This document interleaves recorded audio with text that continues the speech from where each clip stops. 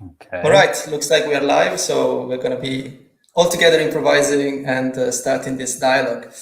My name is Tomaso Ferrando, and I'm a research professor at the University of Antwerp at the Faculty of Law and the Institute of Development Policy. It's a great pleasure to be here hosting this second session, this second dialogue, in the context of a broader series of interactions and conversations that are happening under the banner and the logo of the Land Purpose Forum.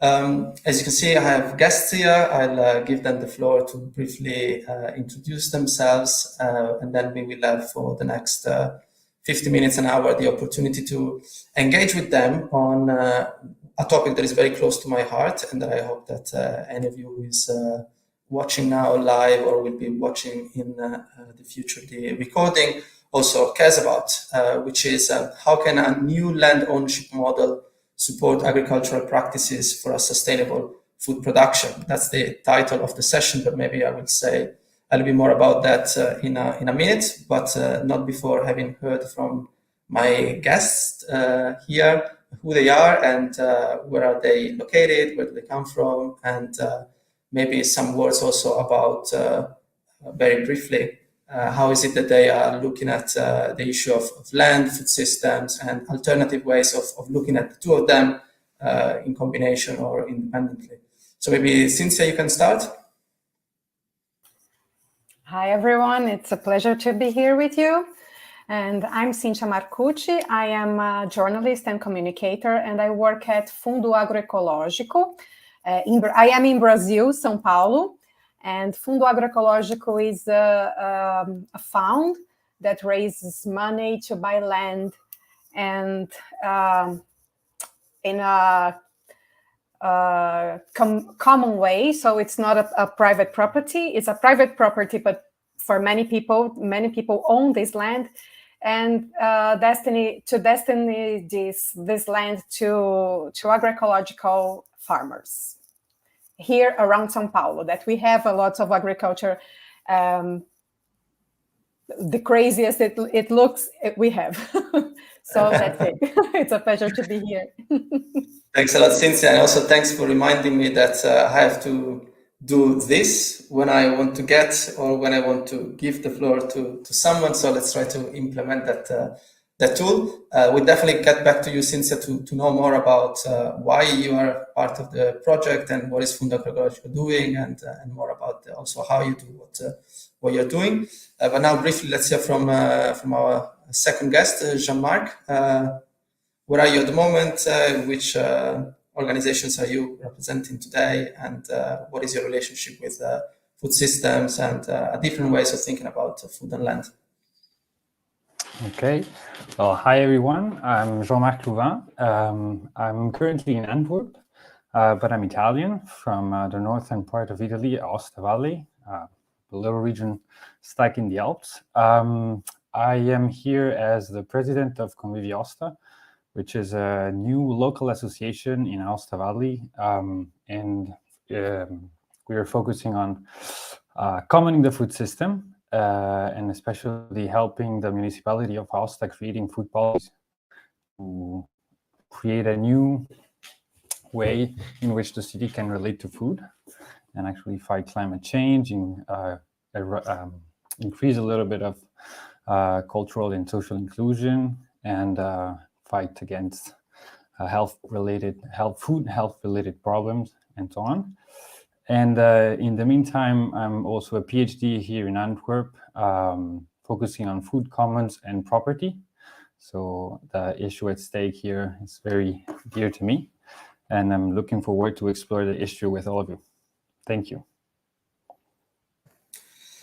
Thanks a lot, Jean-Marc. I take that floor back. I think that it's great to have a combination of people who are acting on the ground in different forms and different ways, more in the policy, but also in actively engaging with the issue of access to land through what the Fundo Agroecológico is doing, and also a little bit of academia represented not only by me, but also by Jean-Marc. So very briefly, and I am sure that everyone who is watching today knows why we're here and the importance of what we're doing and what we are talking about. But I just wanted to briefly kind of sketch what the issue at stake is, at least from my perspective, and then maybe we can start the conversation just focusing on that. So from my point of view, being someone who is a lawyer by training, who is interested in constructing and building food systems that are just for the planet and just for the people, I think that inevitably I ended up looking at land and the distribution and the accessibility of land and to land by the peasants and the farmers and the workers that are actually making most of the food possible.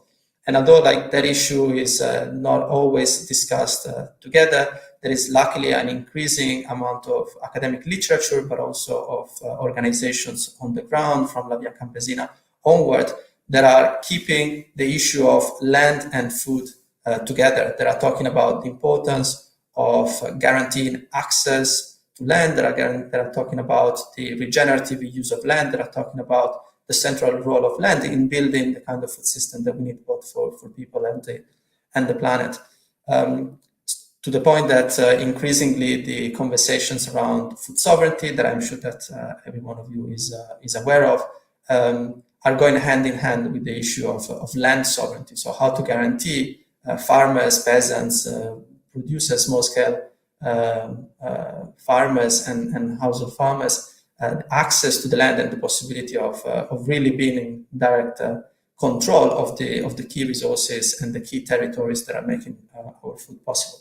So that's why I was very glad when I saw that this dialogue was happening, because it is my opinion that we cannot rethink the food system if we don't start from land as the main element or the starting piece of the entire chain, the key component, both in terms of ecological implications of the food system, but also the social implications of the food system.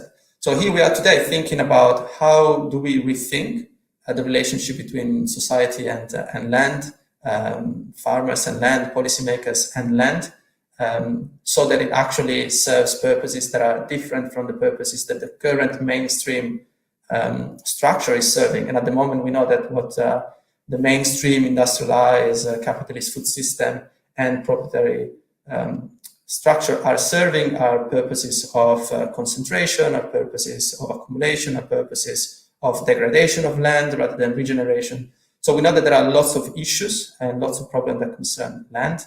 And really the plan for today is to start from there, from what the challenges are, what the problems are, and how that can be tackled. So what organizations are doing on the ground, what Cynthia, Jean-Marc, your organizations are doing, and then ending the day or the hour thinking about the way forward. And one of the way forwards that the organizers of this series of dialogues have thought of is that of consolidating networks of like-minded people and like-minded organizations who are interested in strengthening what they are already doing or are interested in learning more from other organizations. So today is just the first step of hopefully a longer dialogue. We are also aware that this conversation today is happening in English, and it would be very important to have this conversation happening in different languages. And I was reassured that in the future there will be other opportunities to have this conversation in other languages. So we start today, but hopefully this is not the last time that we talk about that. And I'm sure that the quality of the conversation that we're having with the guests today is going to be motivating other people to join this dialogue. So Cynthia, maybe you can start in telling us what is the challenge that your Fondo Agroecologico and you address? Like, why the Fondo Agroecologico? What was the issue that you wanted to address and that you plan to address in the future? Okay, Tomaso. Well, I will try to be brief, because the land here in Brazil is a huge problem, because most of the land are in the hands of the few. That's the end. This land is usually is used by agriculture, and agriculture for in agriculture that use pesticides. So, and we are dealing with a huge problem right now in Brazil, because we are dealing with some law projects that allows this agriculture to use more pesticides. So we are in a huge fight to see how we can do something to stop this in so many levels of the society that are engaged in this land problem and in this food problem, because we are eating what we don't want to eat, what we don't need to eat, because of the decision of these powerful groups we have here. And what we think at Fundo Agroecológico is that if we can have land in a private way, so we are not trying to do what we have another very valid movements that are doing here in Brazil, like Movimento Sem Terra and other movements. They are trying to have the land in another way. We are trying to buy land, and in a collective way we buy this land, and we assure that this land is not it's not has a bad use, like, for example, use of pesticides, or that it's used to build more cities and more urban areas, and not destined to food production. Here in São Paulo, Fundo Agroecológico, so it is a collective, it's a fund to have a collective property of these lands. We are connected to FICA, which is organizing the discussion, the Land Purpose Forum, and it's sort of the same mentality, that we buy the land, and we can do some fair agreements with the farmers who will do this in the land. Because here in São Paulo, we will act first in São Paulo, because we are located here, and we need to be local in these relationships.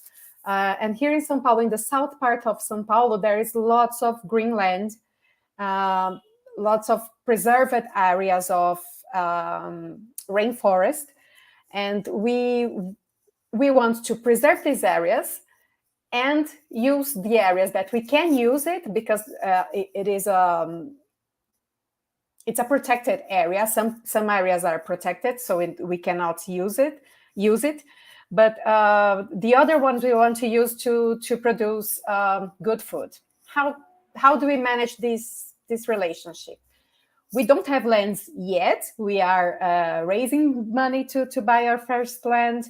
But when we have one, we will have an agreement with the farmers that are good for them, not only in the money they pay us, because it will not be free. They will pay some money for us to keep us doing it for more land, and they will have a contract with a good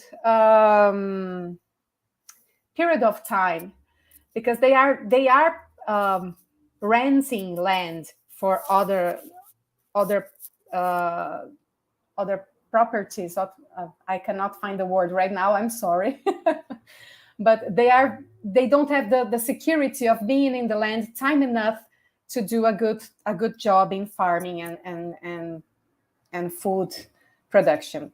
So this is what we plan to do, and it's a bit of a new way of thinking the ownership of the land and destinating to the food production. It's in resume, I think it's this, and I pass the word to you back so we can chat a bit, and I'll be back soon. Thanks a lot, Cynthia. That's already very interesting, and there are already some questions that come up in terms of the difference between what Fundo Agroecológico is thinking about doing, is planning to do vis-a-vis other groups that you mentioned. And I think that people are interested in the struggle for land. When they think of Brazil, they immediately think of the MST, the Movimento Sem Terras, and the landless movement. So I think it would be interesting to explore also a little bit of that, and what kind of inspiration Fundo Agroecológico may have had, but also what issues that you see with the MST you're trying to kind of not enter into and doing things in a different way But also what you mentioned, I think is key, and I see how that may refer to Convivia Osta and the project of redefining the food system as a whole, the food chain as a whole, which is when you talk about land, you immediately talk about the healthiness of the food that is consumed. So you talk about land and eaters at the same time. So you're talking about land, but at the end of the day, you're talking about eating, which I think is key in all of that. So also in order to make this entire conversation closer to people who may not be farmers, may not be in the future interested in going and producing their own food, but at the end of the day, they are connected with the land and they're connected with the way in which the land is used. You mentioned inevitably that talking about land and eating is also talking about the producers and how important it is to have a kind of production. And you use terms like good food and etc. So we can then enter a little bit more into that. What do you see as good food and how you will guarantee that?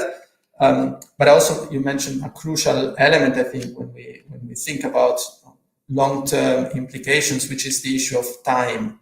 So the importance of giving time, the importance of somehow putting farmers and the food system in the conditions in order to change and move away from the way in which today food is conceived and production is conceived, which is just in time, very fast, annual production. And 1 year we're producing here, the other year we're going to be producing somewhere else. So we can just completely deplete the soil and the land because we don't really care about what happens the year after because we don't have a long-term commitment. So I think that these are some of the things that I would like to explore with you, but also then see what Jean-Marc has to add. So Jean-Marc, for Convivia Osta, and then maybe you can also jump a little bit between Convivia Osta and your own research on commons.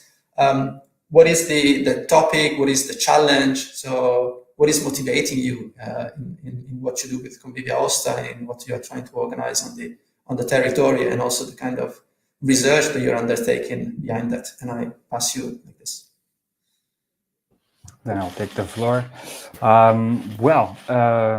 So Convivia Osta, well, maybe I should give you a little bit of background. Convivia Osta started with not focusing on land, but we are coming to this issue, which is a little bit different from the one that Cynthia is probably experiencing in Brazil. So Convivia Osta started because we realized that Osta, although a small city, like 35,000 inhabitants, was not taking care of its own food system. And we also realized it because it wasn't not part of the Milan Urban Food Policy Pact. So we had the chance last year to talk with some politics about the issue, and they were pretty much interested in doing something about it. And so we decided to set up this association that now is composed of 15, 20 young professionals.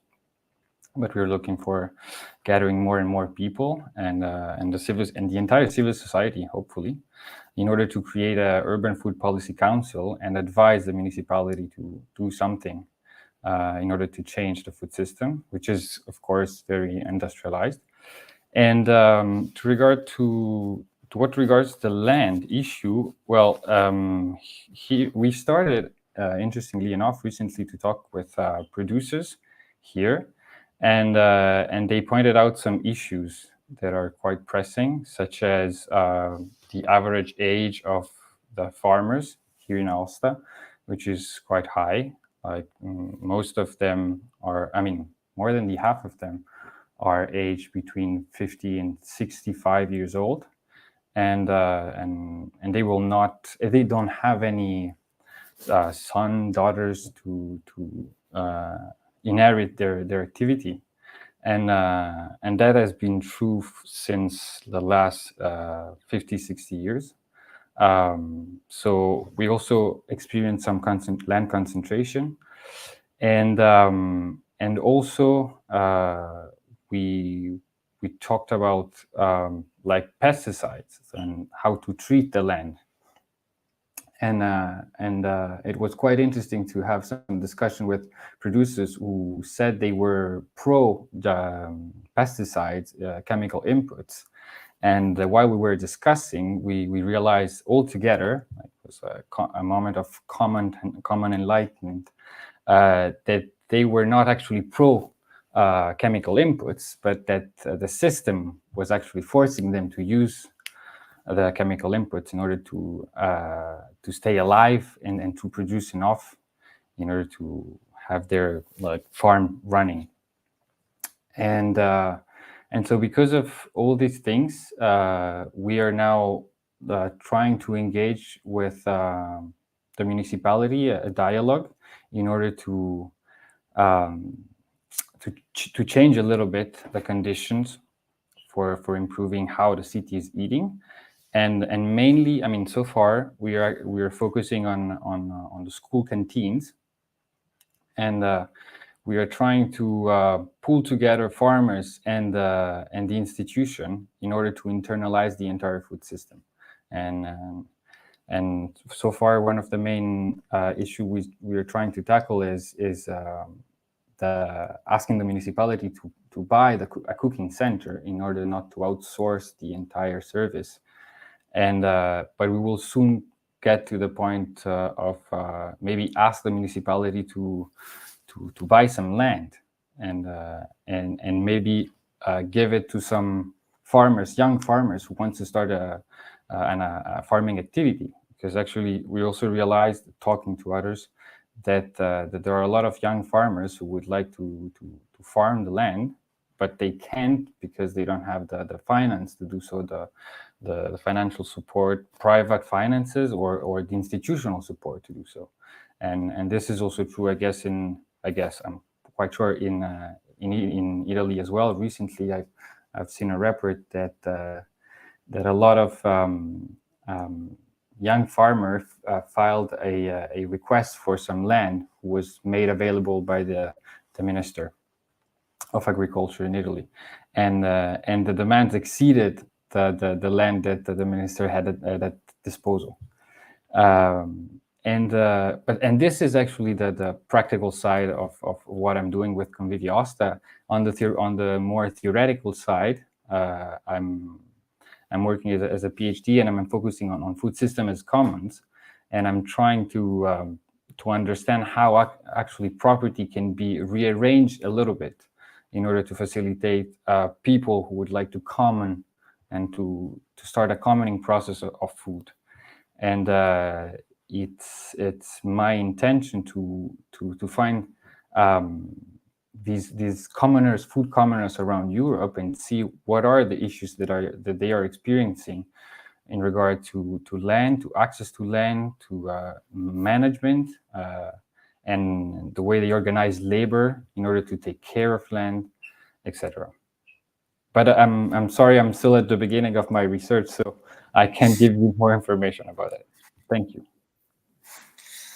Well, thanks a lot, Jean-Marc. I think that the combination between the more practical and the more academic is crucial, because, well, I say that from an academic perspective, while at the same time I try to wear hats of pro bono advocate.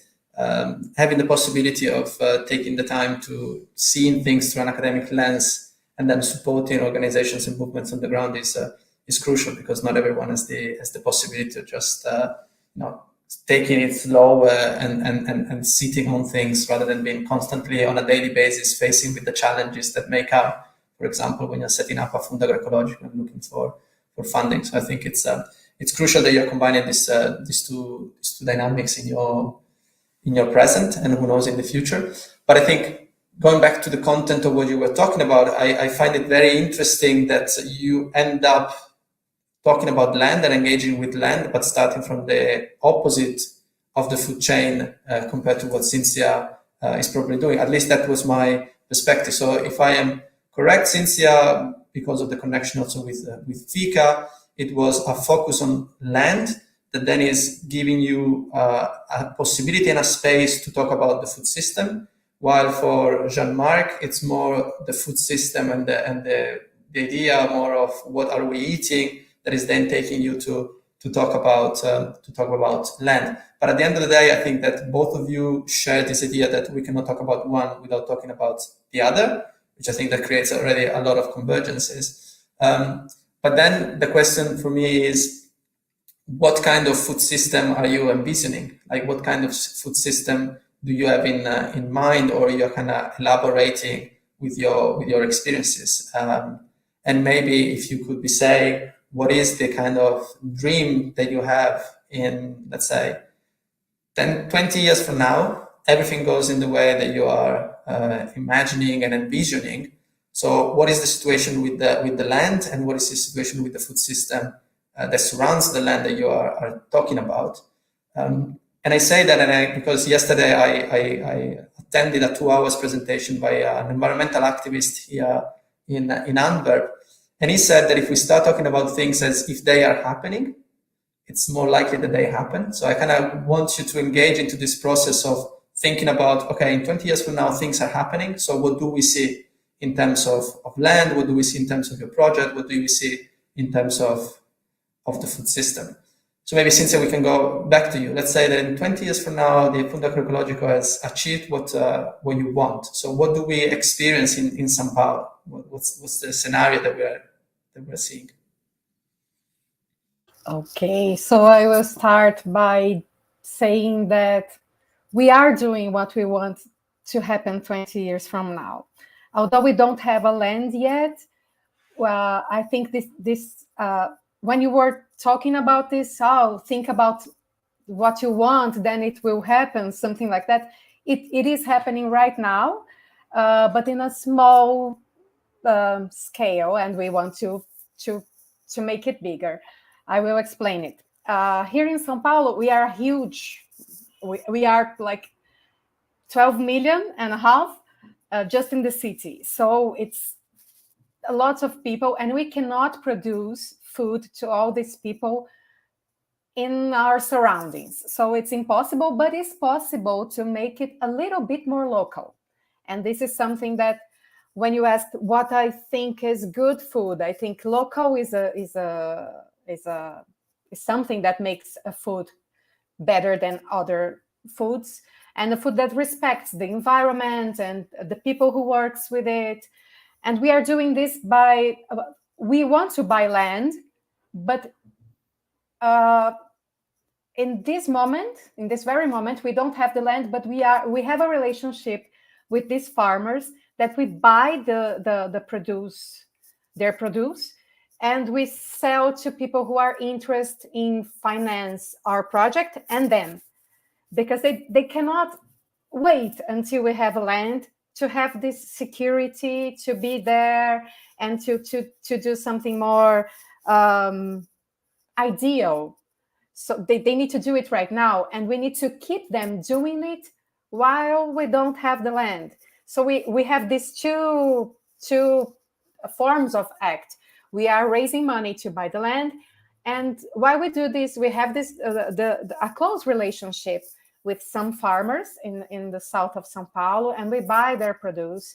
We sell their produce to people who are interested, and we buy in a very fair, it's a fair trade, a real fair trade for them. We pay more than if they were selling to other buyers. So, and this is important for us because since São Paulo is this huge city, it keeps growing without any order. And the focus of the project is also protect the land from this speculation that we have in the real estate market. And if we protect the land, we protect the land for them. And if we keep them there, we protect the land from the real estate speculation as well. So I think we are doing these two actions, and we are doing it right now. What we want in 20 years from now, I think, is that this is a spread project all over São Paulo and all over other cities and states in Brazil. I think this is the dream. And I will give it back to you, Tomaso, and to Jean. Thanks a lot, Cynthia. No, it's very interesting to understand better. I had no doubts that you were already implementing and acting, and I was sure that there was, even without having already access to land, a way in which you were supporting farmers. It's great that how you're then focusing on the food chain in order to then focus on land. So somehow the contingency pushed you into focusing more on the products of the land than the land, and it would be very interesting to see how then you will combine all of that in the future, and how also you convince more and more people to be part of that at all levels. And I think that may be something that we can start talking with John, and then going back to you. So how do you convince the people that you work with? So Jean-Marc, in your experience, how has it been, the interaction? So you have a strong interaction or a continuous interaction with the public administration, but you also talk to school canteens, to families, to children, to farmers. So how do you engage with them? What kind of narrative, what kind of points do you leverage in order to engage them in this process of rethinking the food system that feeds the people of Aosta, and then eventually also rethinking the property structure behind it? Well, thank you. So how do we engage with people? The public institution was actually easy to engage, as they were new. A lot of people were new in the municipality, and they are part of the Green Party in Italy. It's a lista civica, and so they are really open to our propositions, and I think we earn their respect, so to speak, to what regards the sort of knowledge that we have on food system, because I mean, a lot of us are actually students of this kind of issues. We have anthropologists, economists, and philosophers as myself, and as for the civil society, we still have to spread the word of Convivio Aosta more and more in the city. We will soon organize a public event with a film projection and a round table with the mayor and the representative of the Milan Urban Food Policy Pact, in order to let the city know that this is the path the municipality has chosen to engage in. And to what regards the farmers and the producers, I'm actually very surprised to see that we all share the same vision. So especially the young producers, they want to take care of the land. They want to enjoy the work they have chosen, and they want to provide good food for the people. And they are just facing right now a little bit of locked-in by the systems. So some cooperatives run by narrow-minded people that we should maybe get rid of, so to speak. I mean, like we are pacifist, and for like the civil society, so the citizens, the consumers of Aosta, they are all pretty much in line with our ideas. Of course, maybe they don't share the same systemic vision that we have in Convivio Aosta, which is in order to have better food, healthy food, and nutritious food, it's not just a matter of buying local and buying organic. It's also a matter of changing the entire system, allowing producers, distributors to come together to rearrange the food chain. But this will be definitely a challenge. Yes, this is it. And if I can also reply to the previous answer, a question, which was about like what we envision for Aosta. I can answer personally. it's really a food policy council. I really would like to see the entire city coming together alongside producers to decide what kind of food the city as a whole wants to eat, because I keep seeing my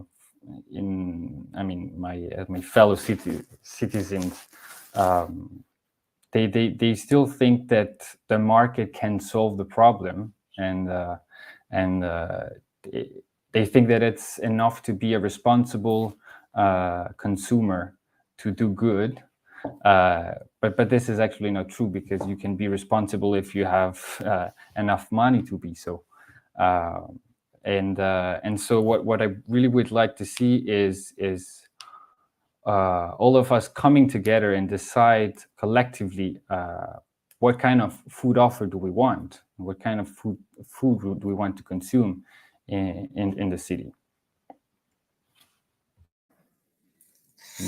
Thanks a lot, Jean. And I think that this idea of bringing together the different actors and really creating the spaces for a democratization of the food system is something that I totally relate to. And I was also seeing Cynthia nodding a lot when you were talking about both this systemic idea and the systemic approach that we need to have that should not be fragmented, but also this attempt to create spaces like a food policy council where the eaters and the producers, those who actually make the food system, get together and decide and promote changes that go beyond just voting with the wallet, which is what often we get told that it's as easy as putting the money where you want, while the problems go beyond that.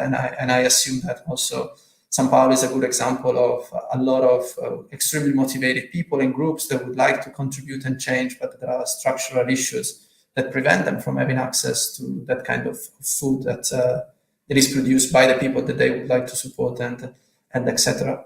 So maybe like to continue on this line of bringing together, because it's also allowing us to think forward. Now, where are the alliances that we have to build? So each of you has a vision, a project, something that you're concretely doing. So what are the alliances that you are building, and what are you doing or what you plan to do in the future to kind of have these spaces of systemic conversation that maybe can also become spaces of political awareness, if I can use the word, so where we somehow politicize food and tell people, everyone involved in the food system, that food is not just about eating, but food is a political act, as someone said decades ago. So food is an agricultural act on the one hand, but food is also a political act, and so we have to take it as a political moment, and so organize beyond what we are eating. So Cynthia, like for the Fundo Agroecologico, what are the alliances that are already existing? What are the alliances that you are planning? And I'm also very interested in knowing more. And I hope that's a generalized interest and it's not just a self-serving question. But Jean-Marc is dialoguing a lot with the city council, like Convivia Aosta is dialoguing a lot with the city council. I know by personal experience that São Paulo, at least used to be, back in the days when I was there, one of the cities and the state of São Paulo, one of the states with the highest rate of local food in public procurement, so that there were ways in which the city of São Paulo was buying local and was using local food for the school canteen. So maybe if you can talk more about these alliances, this group like networks building, this politicization of your project, and maybe just spending a few words on the role of the public, if you envisage any role of the public in the present and in the future of the Fundo.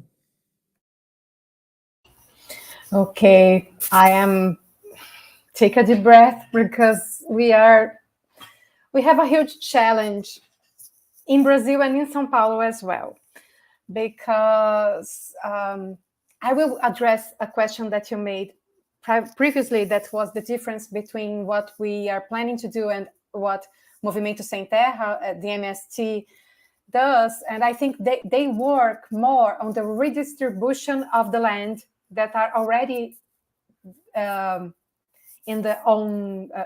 by someone, and we work in the small scale and for small producers and local, because we are FUA, we call Fundo Agroecológico FUA in the short name. And we have only 1 year of existence. So it's we are building our connections and our alliances and everything. You talked about the food policies. We are dealing with all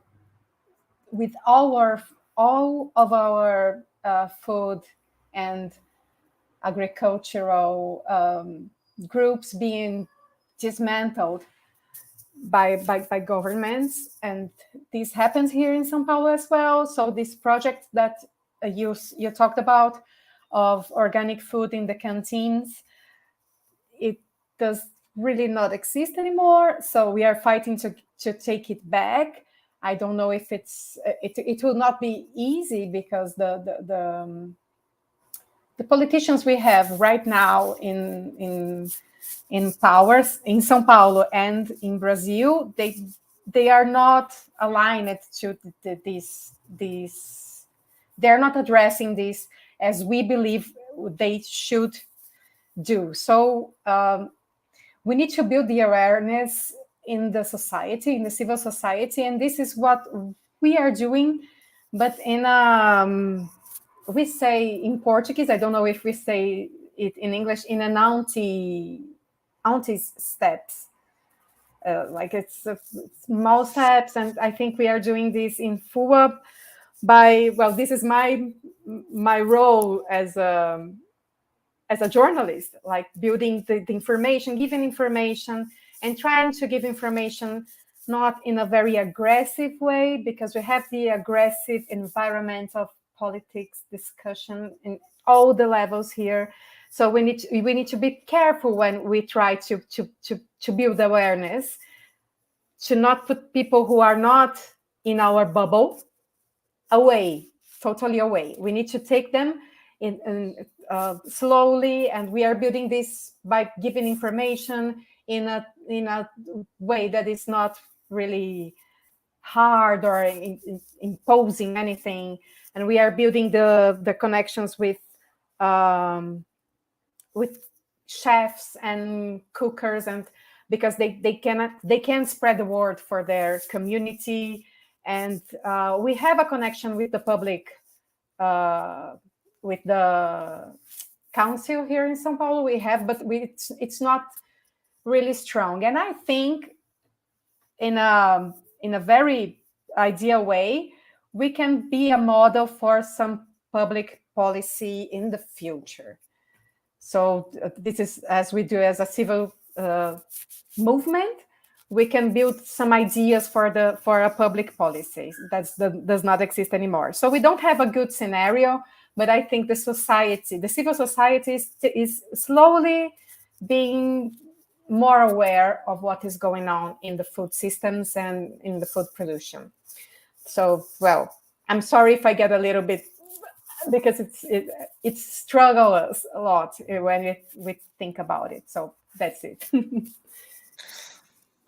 No, thanks a lot, Cynthia. And definitely it's important that we also contextualize politically and socially and economically the different realities that we are talking about. And Brazil for the last years has been catastrophic on all aspects, in particular when people try to organize at the ground level, at the grassroots level.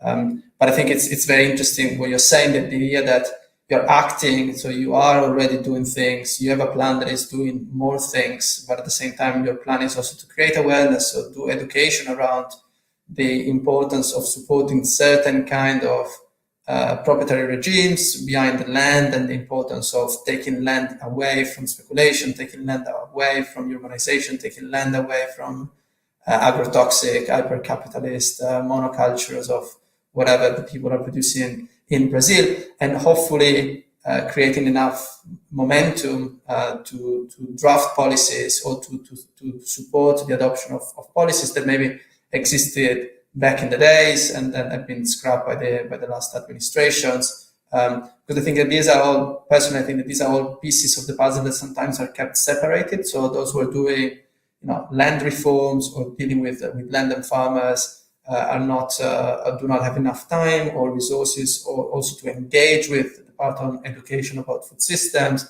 let alone the idea of thinking about what policies can actually enhance all of that and facilitate all of that. And it looks like a very big challenge, but I'm sure that the network that you're building is very strong and diverse. And so I think that it would be interesting for the future, like then to think about the next steps, really like also to have a sense for all of us who are here listening of these strategic alliances, and also for anyone who's interested in formulating and concluding strategic alliances with the Fondo Agroecologico to reach out, because I think that the plan that you have in mind is a plan that probably requires as many bodies and as many brains and as many organizations as possible. And who knows, maybe some universities that are interested in also supporting, in the ways in which universities can support funders and so on and so forth. I think that would be great.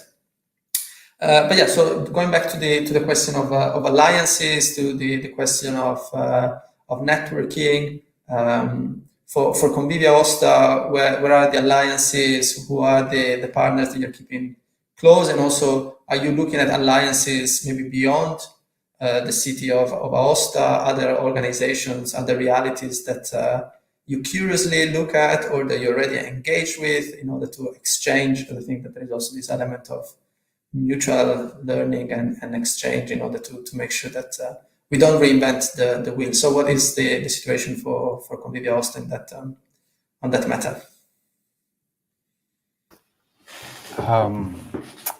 Well, about the alliances, so far we had to strengthen the alliance with the municipality, as I said, to make the city council feel comfortable talking and exchanging with us.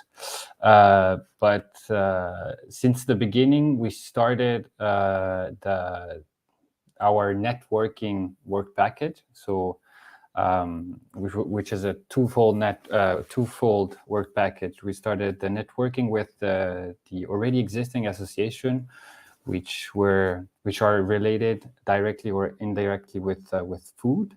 So we contacted all of them, and we presented the association to them, and we also presented our project, which is. The first one at least was to map a little bit the entire food system of the city, and so we created this group of association who are backing us a little bit, which regards the advocacy task that we are doing with the municipality. And on the other side, we also started what we call the alternative food system. So we started to reach out for people who are not recognized or directly in the city, such as migrants or ethnic communities that are present in the city, but they don't have a voice, so to speak. And it was fun to see that a lot of them were actually interested in helping us out and partaking in our activities. This is at the local level. At the national level, we definitely enter some networks, such as the Food Inside Network, which is a group of people working to improve the school canteens, the service in the school canteens. And we also entered another important network, which is the Italian Network for Food Policies, Urban Food Policies. And we are trying now to organize some events with them in order to meet them in person and maybe create some common activities that we can carry out. And finally, at the international level, we had the chance to participate at the Milan Urban Food Policy Pact Global Forum on behalf of the city, which was really impressive because the mayor said to us, "Yes, you can go on my behalf," and so we had the chance to networking a little bit there, and we definitely create some contacts with small cities in France who are already doing what we would like to see happening here in Aosta, which is the internalization of the school canteen service.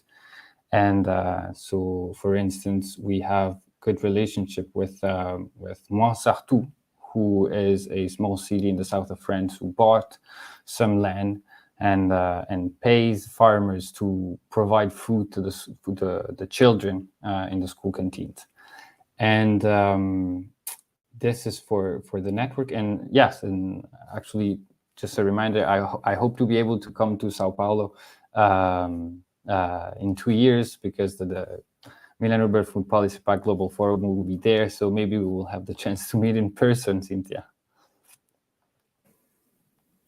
It would be wonderful. And sorry, I didn't. And I do speak a little bit of Italian for you both, so we can chat in another language if you can. I'll try to learn Portuguese in the meanwhile. That's perfect.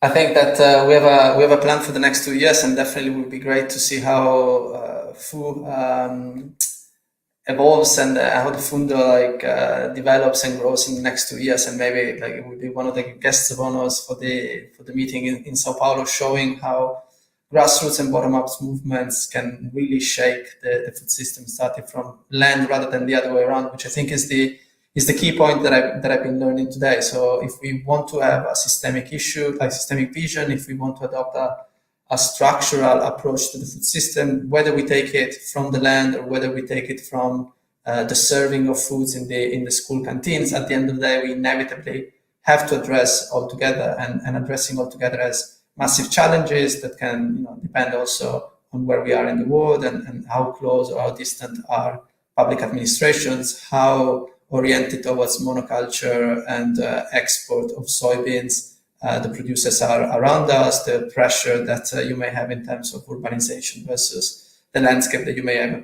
around Aosta. But I think that what I learned today is that even if maybe neither of your experiences at first sight would say that there is a restructuring of the whole food system behind, including the way in which land is accessed, governed, owned or non-owned, depending on the situation. I think we have to go there. We have to really get all of these pieces of the puzzle together and rethink all the elements that make a food system possible, because otherwise the notion of fairness, the notion of justice, the notion also of regenerative production are not achievable. And I think it was very enlightening and very refreshing to see how there is convergence behind two projects that have probably very different starting point. So also, as I'm conscious of time, and we were given around 55 minutes an hour, and we're almost there. I think that the last question from me is about the future actions and the next steps that you are considering, that you are going to be taking, that you would like to take, and then maybe you can also finish by, if you have, asking a question to the other person in this or anyone in this room that you wanted to ask after having heard what they have been talking about. So maybe for the last question, we're in reverse order. So maybe Jean-Marc, you can go first about future actions, future steps already envisaged, or that Convivia Aosta is planning. And maybe if you have any question for Cynthia also that you wanted to ask. Thank you. So the future action that we want to take are mainly two. So and they will be carried out at the same time, hopefully. So the first one is to map the food system, the local food system, and to provide the municipality with all the elements needed to relocalize a little bit the school canteen food service. And so we will start with some research by ourselves, so Convivia Aosta, and then we will start to ask some research centers and university to help us out with the mapping process.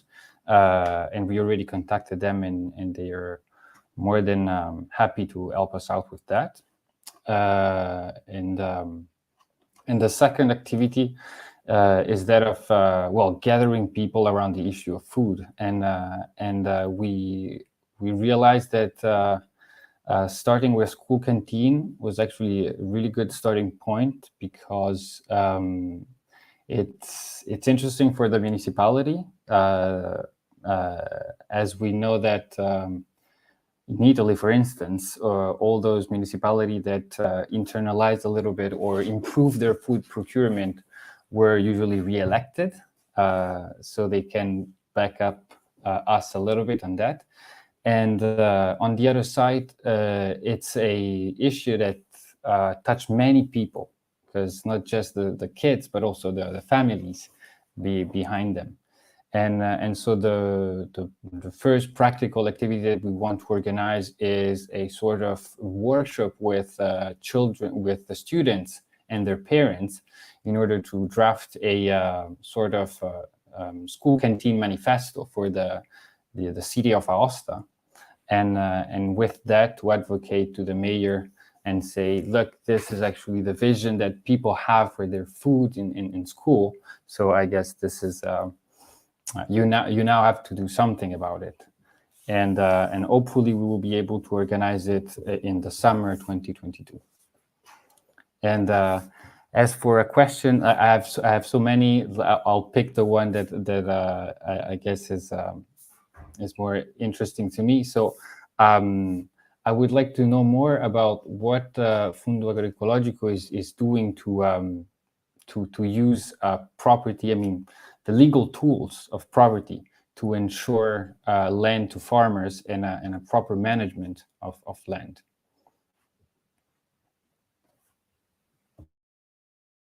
Okay. Well, I will start by answering your question, and then I will take the other ones back.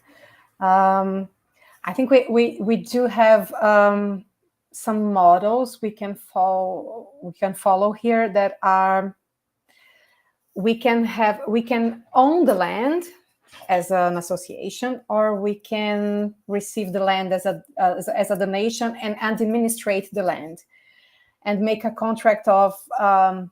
The problem is I really don't know the names in English of the terms, but I can search and send it to you. There is comodato in Portuguese. There is arrendamento, and this is the two ways we can make the contract be okay. And the contract, because the thing is, people who plant, the farmers sometimes they just don't have a contract with the owners of the land. So a contract is enough to make their lives better, you know. A contract long enough with, like, I don't know, 10 years or something is a good beginning for them. For stranger than it might seem, this is a good beginning without any other security stuff. This is a good step. So we are trying to do this, and picking one in the other, our next steps, we are trying to see if we can receive some land in this model, like if you can give the land to us so we can administrate and test our relationship in the way we want to do when we have the ownership of some land. And this is our goal for the next year and a half, I think, to have at least one land running in the terms we believe it will work, and we can change, of course, because we have not tested yet, so we can test it. And I think the other plan we have is to we call it the land Tinder. That is, if someone offers us a land that we cannot receive because it's out of our borders or out of our possibility of action, we can find someone that could use it. So we can do a match with the land and a farmer in another part of Brazil or São Paulo. So we are planning to make a model for this to work, because some people have contact us for this. So this is, I think, it's the two main things we are planning to the future. Fantastic. Yeah. Thanks a lot, Cynthia. And if I had land to give to the Fundo, I would give land to the Fundo. Unfortunately, you can give money.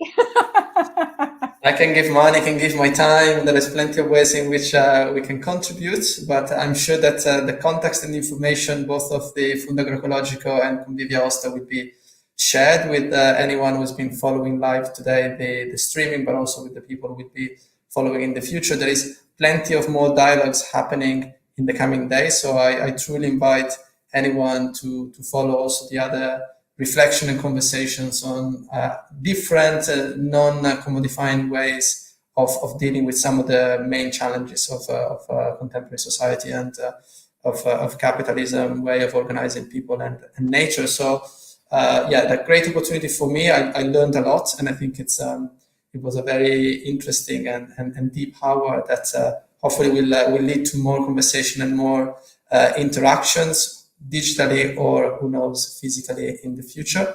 Our time is over. So thanks a lot, Cynthia, and thanks a lot, Jean-Marc, for your time, for sharing with us your stories, your realities, your actions, your challenges, and your expectations for the future. Thanks to anyone who's been following and listening. And I really look forward to furthering and expanding this network, and to really have the possibility also to be involved in the future in more of these actions to concretely change the food system, and not only doing it as too often we do in academia, just writing about it without being involved. So it was a pleasure to have the chance to learn from people who are actually doing, not only reflecting on things. That's everything from myself. So take care, everyone, and thanks a lot for tuning in, and thanks a lot for your time. Thank you. Bye. Thank you, and sorry about the joke.